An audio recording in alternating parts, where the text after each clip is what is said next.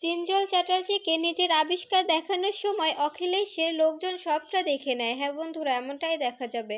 বিস্তারিত জানতে ভিডিওটি না টেনে সম্পূর্ণ দেখতে থাকুন। গল্পের শুরুতেই দেখা যাবে বিহান আসে মোনালিসার কাছে, আর তখন মোনালিসা কান্না করে বলতে থাকে, আমি তো তোমার জন্যই অপেক্ষা করছিলাম বিহান। আমি চাইছিলাম যে তুমি আমার কাছে আসো। জানো, আমার নার্ভাস ব্রেকডাউন হয়েছিল। কম্পাস যে আমাকে সবার সামনে থাপ্পড় মারলো, এটা আমি সহ্য করতে পারছিলাম না। এটা সহ্য করতে না পেরে আমার অনেক অনেক খারাপ লেগেছিল। তারপরে রাত্রে আমার অনেক জ্বর এসেছিল। এরপরে মা আমাকে সুস্থ করে তুলেছে। জানো জানো কম্পাস আমার সঙ্গে যেসব ব্যবহার করেছে সবটাই ওই তোমার কাছে ভালো সাজার জন্য আর আমাকে খারাপ প্রমাণ করার জন্যই করেছে। তখন দেখা যায় বিহান বলতে থাকে, আমার কেন জানি মনে হচ্ছে কম্পাস ঠিক, তুমি ভুল। তখন দেখা যায় মোনালিসা বলতে থাকে, বিহান তুমি এসব কি বলছো? তুমি আমাকে ভালোবাসো? তুমি আমার সম্পর্কে জানো না? তখন বিহান বলতে থাকে, আমি সেটাই তো ভাবছি, আমি কি সত্যি তোমার সম্পর্কে জানি? তখন মোনালিসা বলতে থাকে, এসব তুমি কি বলছো বিহান? তখন দেখা যায় বিহান বলতে থাকে, শোনো শোনো মোনালিসা, শ্রেষ্ঠা আন্টি যদি আমার কাছে সবটা খুলে বলে যে তুমি তুমি সবটা মিথ্যে বলেছো, আর যদি কম্পাস সত্যি হয়, তবে কিন্তু আমি তোমাকে ছেড়ে কথা বলবো না। তোমাকে আমি অবশ্যই শাস্তি দেব। অবশ্যই তোমার শাস্তি প্রাপ্য, বুঝতে পেরেছো? আমি এখন এখান থেকে যাচ্ছি, কিন্তু তুমি কিন্তু শাস্তি অবশ্যই পাবে। তোমাকে আমি অবশ্যই শাস্তি দেব। আর যদি তুমি সঠিক হও, তবে তোমার প্রাপ্য সম্মানও আমি তোমাকে দেব। আর কম্পাসকে শাস্তি দেব। তখন মোনালিসা বলতে থাকে, কম্পাস মিথ্যে বলেছে, বিশ্বাস করো, আমি সত্যি বলেছি। তখন দেখা যায় বিহান বলতে থাকে, সেটাই তো বলছি, তুমি ভয় পাচ্ছ কেন? তুমি যদি সত্যি হয়ে থাকো, তবে এত ভয় পাওয়ার তো কোনো কারণ নেই। তখন দেখা যায় মোনালিসা বলতে থাকে, আসলে কম্পাস তো অনেক রকমের কাজকর্ম করে পরে যদি প্রমাণ করে যে আমি মিথ্যে, তুমি যদি ওটাই বিশ্বাস করো, এই জন্য ভয় পাচ্ছি। তখন দেখা যায় বিহান বলতে থাকে, তোমার নিজের প্রতি কোনো কনফিডেন্স নেই? তুমি কেন এসব এসব বলছো? এরপরে দেখা যায় বিহান সেখান থেকে চলে যায়। এরপরে মোনালিসা বলতে থাকে, বিহান কি করতে চাইছে, আর বিহান কোথায়ই বা গেল? এদিকে দেখা যায় মুক্তি অখিলেশকে কফি দিয়ে বলতে থাকে, অখিলেশ দা একটু শান্ত হও, কফিটা খেয়ে ঠান্ডা হও। তখন দেখা যায় অখিলেশ বলতে থাকে, আমার কিছু ভালো লাগছে না, তুমি আমাকে এখন কফি অফার করছো? তোমার লজ্জা করছে না মুক্তি? তোমাকে আমি বলেছি যে তুমি আমাকে হেল্প করো, তুমি হেল্প না করে তুমি আবার আমাকে কফি অফার করছো? আমি কিসের মধ্যে দিয়ে যাচ্ছি তুমি কি জানো?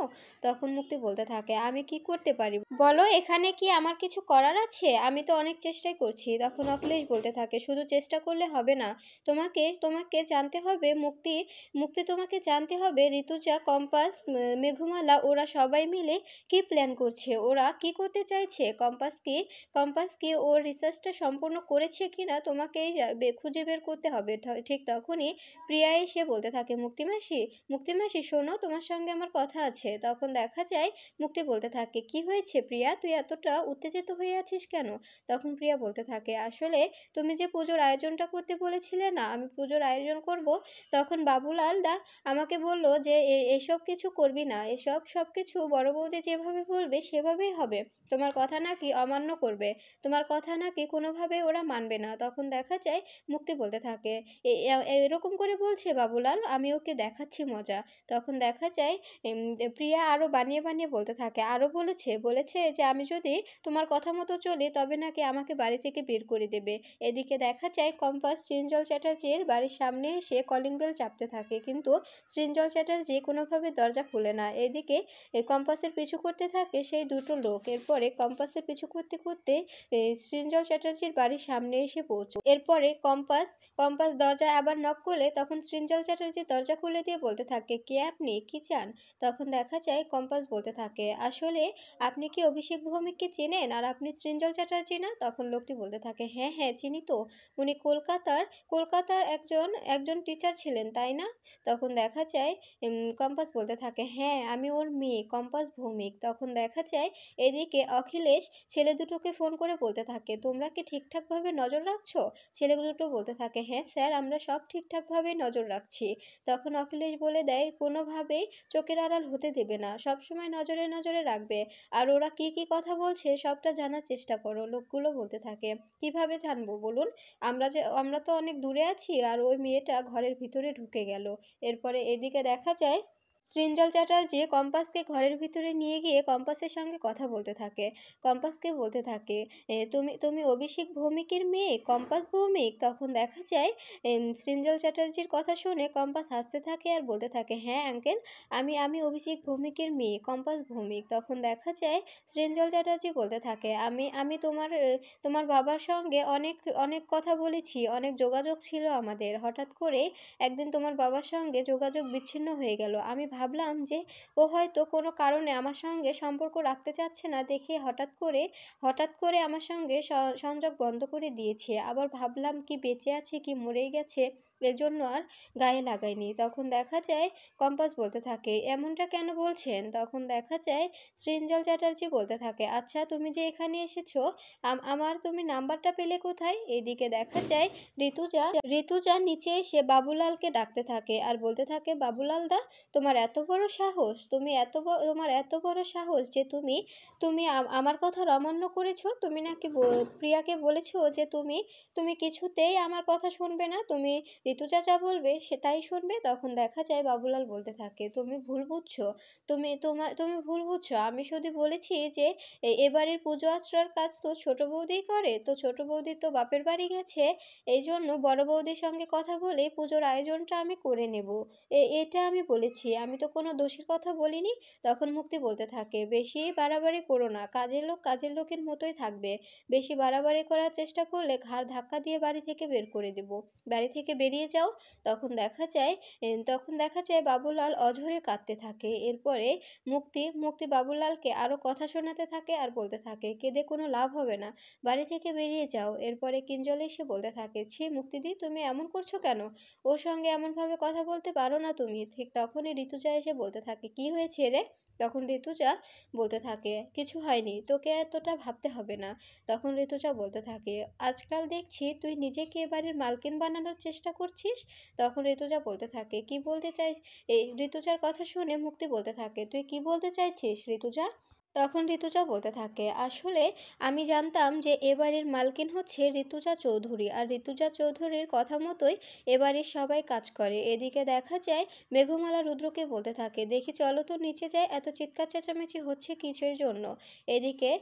এদিকে সৃঞ্জল চ্যাটার্জি চা বানাতে শুরু করে আর কম্পাসের সঙ্গে কথা বলছে। তখন কম্পাসকে বলতে থাকে, "তুমি আমার নাম্বারটা কোথায় পেলে, আর আমার ঠিকানাই বা কোথায় পেলে?" তখন দেখা যায় কম্পাস বলতে থাকে, "অখিলেশ চৌধুরীর কাছ থেকেই জেনেছি আমি।" তখন সৃঞ্জল চ্যাটার্জি অবাক হয়ে যায় আর বলতে থাকে, "Akhilesh Chatterjee, Nobel future of কলেজের মালিক?" তখন দেখা যায় কম্পাস বলতে থাকে, "হ্যাঁ, আপনি ওনাকে চেনেন?"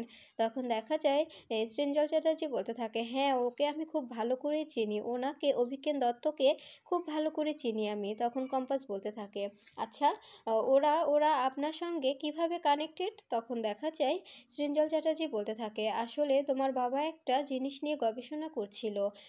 প্রথমেরটুকু আমি শুরু করেছিলাম, শেষেরটুকু তোমার বাবাই শুরু করেছিল।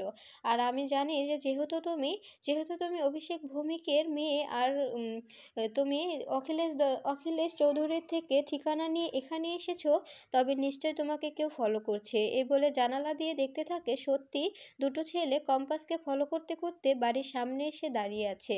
এদিকে দেখা যায় ঋতুজা মুক্তিকে অনেক কথা শোনাতে থাকে। তখন মুক্তি বলতে থাকে, "আমি তো তোর বেস্ট ফ্রেন্ড, তুই আমাকে এভাবে কথা শোনাতে পারলি?" তখন ঋতুজা বলতে থাকে, "আসলে কে পিছন থেকে বন্ধু সেজে ছুরি মারছে সেটা তো আর বোঝা যায় না। আজকাল তো সবাই বন্ধু সেজে বন্ধুর মতো হয়ে শত্রু হয়ে যায়, তাই না?" তখন দেখা যায় ঋতুজার হাত ধরে ফেলে মুক্তি, আর মুক্তি কান্নার স্বরে বলতে থাকে, "আমি তো তোর বেস্ট ফ্রেন্ড, তুই আমার সঙ্গে এভাবে কথা বলছিস? আমি কখনো ভাবিনি ঋতুজা তুই আমার সঙ্গে এভাবে কথা বলবি।" তখন দেখা যায় ঋতুজা বলতে থাকে, "বলতে চাইনি রে, কিন্তু বাধ্য হলাম।" তখন দেখা যায় মুক্তি বলতে থাকে, "আমি তো তোর বেস্ট ফ্রেন্ড, তাই না?" তখন ঋতুজা বলতে থাকে, আসলে কে বন্ধু সেজে আছে আর কে বন্ধু সেজে পেছন থেকে ছুরি মারছে এটা তো বোঝা খুব দায়, জানিস না?" তখন মুক্তি বলতে থাকে, "তুই কি বলতে চাইছিস?" এরপরে ঋতুজা বলতে থাকে, "আচ্ছা, বিহান কোথায়? তখন দেখা যায় মাহি বলতে থাকে যে মা ছোটদা ভাই তো সকালে বেরিয়ে গেল। এরপরে বাবুলালকে জিজ্ঞেস করলে বাবুলাল বলতে থাকে, হ্যাঁ হ্যাঁ বড় বৌদি, ছোট স্যার তো সকালবেলা আমাকে বলল যে একটা ডিম পোস্ট করে দাও, আমি ডিম পোস্ট করে দিলাম, খেয়ে দিয়ে বেরিয়ে পড়লো। তখন দেখা যায় ঋতুজা বলতে থাকে, ছেলেটা কোথায় গেল এত সকালে? এরপরে ফোন করলে কোনোভাবে ফোন রিসিভ করে, ফোনে সংযোগ পায় না ঋতুজা। ঋতুজা দেখতে থাকে যে বিহানের ফোন সুইচ অফ দেখায়। এরপরে কিঞ্জল বলতে থাকে, দাঁড়াও বৌদি, আমি চেষ্টা করছি, দেখি তো কোনোভাবে ফোনে পাই কি না। এরপরে কিঞ্জলও চেষ্টা করে দেখে, কোনোভাবে ফোনে লাইন পায় না। এদিকে দেখা যায় কম্পাস সৃঞ্জল চ্যাটার্জিকে নিজের আবিষ্কারটা দেখাচ্ছে। ঠিক তখনই অখিলেশের পাঠানো দুইটি গুন্ডা সবকিছু দেখে নেয় আর অখিলেশকে ফোন করে সবকিছু জানিয়ে দেয়। তখন অখিলেশ বলতে থাকে, কম্পাস এত বড় একটা ভুল কিভাবে করলো? ও ও আমাকে আমাকে ফর্মুলাটা তুলে না দিয়ে ও সৃঞ্জল চ্যাটার্জির কাছে নিয়ে গেছে। ওর ওর কপালে অশেষ দুঃখ আছে, ওকে এজন্য পস্তাতে হবে। ওকে বলেছিলাম বেশি বাড়াবাড়ি না করতে। এদিকে দেখা যায় সৃঞ্জল চ্যাটার্জি কম্পাসকে বলতে থাকে, তুমি এই এই আবিষ্কারটা খুব সাবধানে রাখবে আর তোমার বাবার নামে প্রডিউস করবে। তখন কম্পাস বলতে থাকে, আপনাকে কিন্তু কলকাতায় আসতেই হবে আঙ্কেল, আসতেই হবে।